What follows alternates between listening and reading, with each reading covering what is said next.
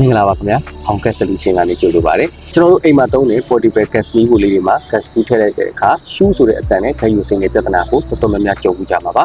ဟာအင်မတန်အနေနဲ့များတဲ့အတွက်ဒီနေ့ဗီဒီယိုမှာတော့စိုင်းသွားကြရမလို့ပဲမိနစ်ပိုင်းတွေပေးခင်အောင်ဘယ်လိုပြုပြင်မလဲဆိုတာကိုကျွန်တော်အသေးစိတ်ရှင်းပြပေးသွားမှာဖြစ်ပါတယ်ခင်ဗျာမပြင်ခင်မှာအရင်ဆုံးသတိပေးချင်တာကတော့ gas နဲ့ပတ်သက်တာဖြစ်တဲ့အတွက်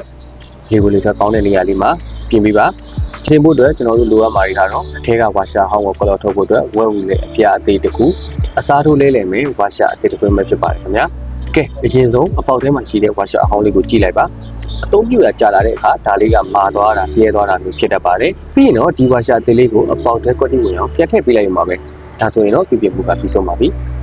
အရေးကြီးဆုံးအဆင့်ကတော့ပြန်စစ်ဖို့ပါ gas ဘူးကိုထည့်ကြည့်ပါ